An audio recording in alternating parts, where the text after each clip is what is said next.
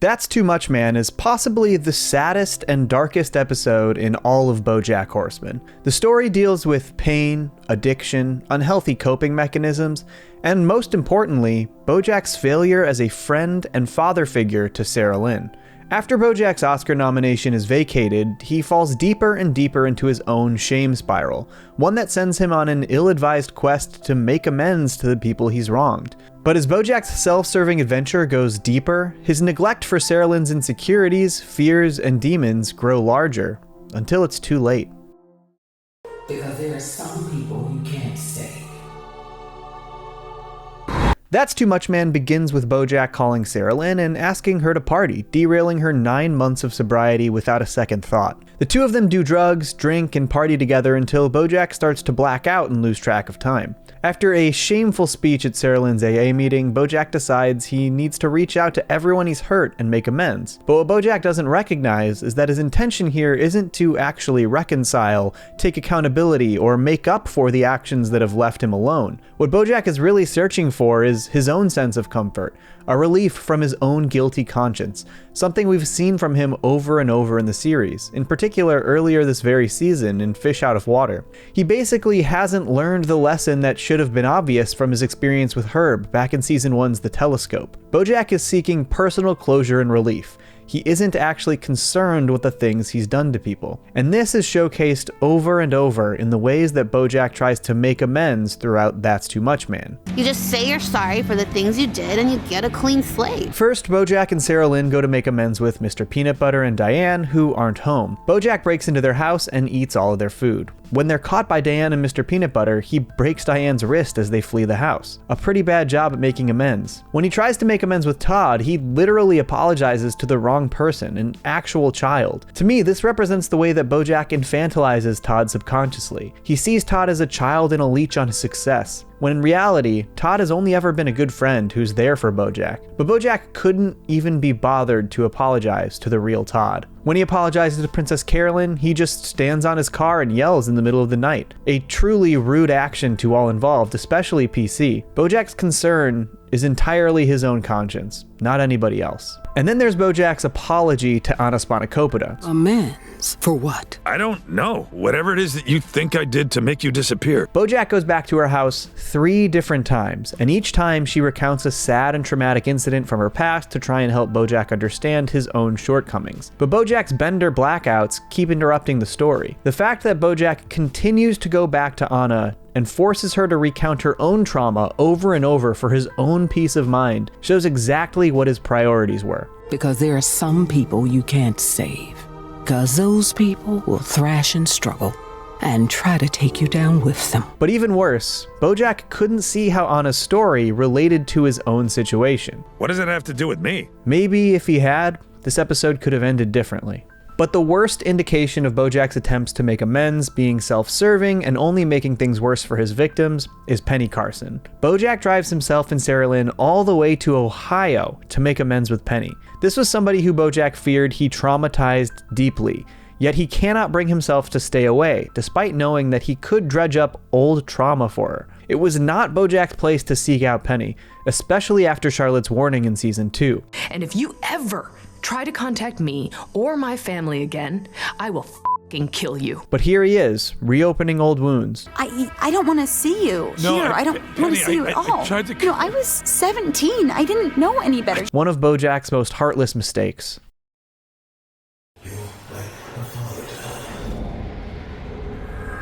In the middle of the episode, we get a brief flashback to 2007. BoJack's TV series, The BoJack Horseman Show, is failing hard, and the creator, Cuddly Whiskers, asks BoJack if he'll ask Sarah Lynn to guest star on the show. At this point in the timeline, Sarah Lynn is the world's biggest pop star, and she could really help boost the ratings of their show. You're like a father to her. I think this line is pretty important. Cuddly Whiskers tells BoJack that he is a father figure to Sarah Lynn, which is true, but he's also unaware of the countless ways BoJack has failed Sarah Lynn in her life, and the ways that he would continue to fail her after this point in time. This is a moment I go back to a lot in these breakdowns, but it's a pretty important moment in the series. It's the first known instance of BoJack imprinting some of his own insecurities onto Sarah Lynn, and one that we know affected both of them for their entire lives. No matter what happens, no matter how much it hurts, you don't stop dancing. Don't stop dancing is the mantra Sarah Lynn lived by, and it's one that haunted BoJack in his darkest moments. But BoJack's neglect went further than this. Throughout the series, it's heavily implied that Sarah Lynn's stepfather is incredibly inappropriate with her. The hints were there, and it seems like other people, like the horsing around hairdresser Sharona, understood Sarah Lynn's discomfort with her stepfather. But this was something that BoJack didn't understand, or chose to ignore. Why can't you do this in Sarah Lynn's dressing room? My stepdad's in there and he's being weird. Why is that my problem? At this point, BoJack was drinking on set a lot, and Sarah Lynn got a hold of his vodka, getting drunk and shutting down production for the day. BoJack could have been there for his TV daughter, but instead he helped provide a path to substance abuse and dangerous coping mechanisms, something obviously repeated throughout That's Too Much Man. When Sarah Lynn was 30 years old, she was at one of her lowest points, and while BoJack may have set out with good intentions, giving her a place to stay, he ultimately took advantage of a vulnerable friend who looked to him for support. Towards the end of That's Too Much Man, BoJack talks to Sarah Lynn about how long they've known each other, and how they have this shared experience together being on Horsing Around. Nobody knows what we went through. Nobody who wasn't on that show. He goes on to vent about how he feels his friends have tried to capitalize on his success and turn it into their own gain, but that he and Sarah Lynn don't have that type of relationship. But you and me, we don't want anything from each other. This, of course, would prove to be BoJack's own delusions, his attempts to convince himself that he isn't like those people he resents. But as we would learn in the very next episode, BoJack did this very same thing to Sarah Lynn herself in 2007. When he goes to meet her at her concert, she is so excited to see him. BoJack? Oh my God, bring him in! An old face who she believed she could trust, who was just there to see her, not to seek a favor. But instead, BoJack asks Sarah Lynn to be on the BoJack Horseman show, and shatters that illusion that Sarah Lynn held onto. I swear, you are like the only one I have left. I am this close to falling off the deep end. There was nobody left that she could trust. Like I said, it's always nice to see, you.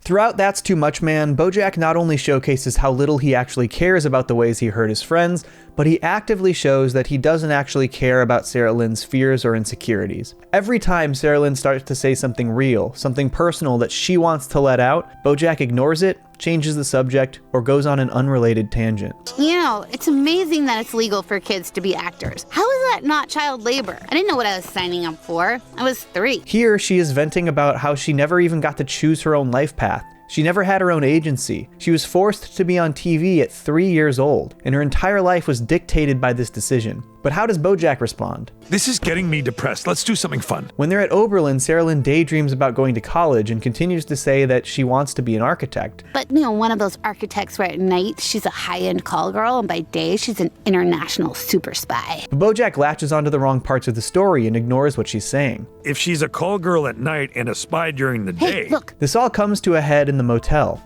Sarah Lynn just watched herself win an Oscar on television. She's temporarily elated before crashing back down to earth and realizing how little of this was what she wanted. I don't like anything about me. Hey. None of this is me. BoJack could have actually talked to Sarah Lynn about this. He could have been there and heard what she had to say and supported her through her fears and insecurities. But instead, he avoids it, finds the distraction, something that would make Sarah Lynn happy, but not address the issue. No, calm down. Nobody is doomed. And I'll tell you what we're gonna do. We're gonna go to the planetarium. Really? Sarah Lynn had been asking to go to the planetarium the entire episode, and BoJack didn't entertain the idea until it would help him avoid dealing with the real and raw emotional trauma that his friend was coping with. And unfortunately, this was the last thing the two of them would do together.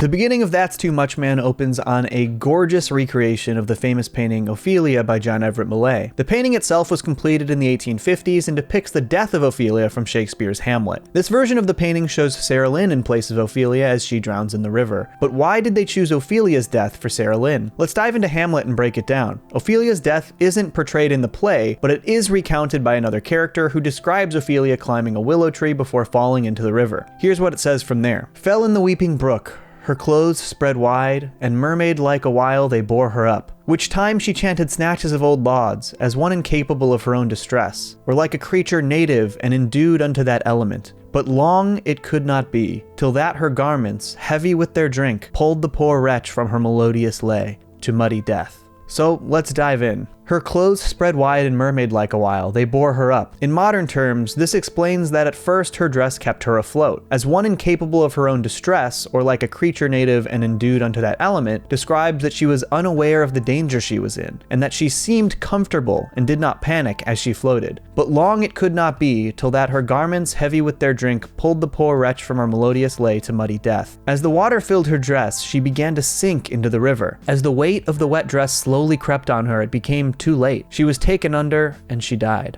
If we're to look at this in a more metaphorical sense, this pretty accurately describes Sarah Lynn's demise. When the episode begins, Sarah Lynn is sober, but struggling immensely to cope with her hyper-famous lifestyle. She's still bombarded by paparazzi, even in her own home, but she carries on. It isn't until BoJack calls her to party that she completely throws her sobriety away and starts to drink again. We see how quickly Sarah Lynn dives back into drugs and alcohol, and also how comfortable she is living this way, as one incapable of her own distress, one might say. A creature native unto that element. But as with Ophelia floating in the river, long it could not be. While Ophelia's dress weighed heavy with the water of the river, Sarah Lynn slowly became overwhelmed by the substance abuse. Throughout the final parts of this episode, we see Sarah Lynn start to drift in and out of consciousness, unaware that she was being taken away. It was gradual, and it caught up with her until she drifted off to sleep for the final time, to muddy death. This one spectacular moment we are sharing together. Right, Sarah? As BoJack and Sarah Lynn sit in the planetarium looking up at the gorgeous galaxies above them, Sarah Lynn continues to express her love for architecture. Her last words were, "Oh, I want to be an architect." BoJack gives a really nice speech, one that Sarah Lynn sadly wouldn't hear. But as nice as it was, it's sadly representative of the same issues we've been exploring with BoJack this entire episode. We're just tiny specks that will one day be forgotten.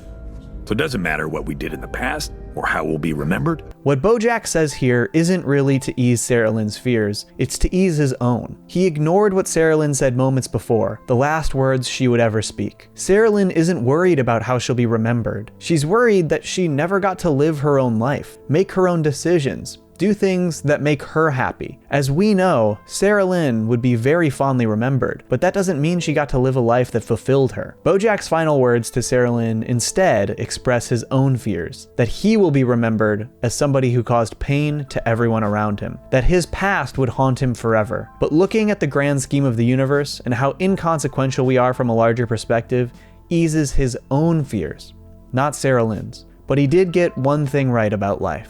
The only thing that matters is right now. This moment.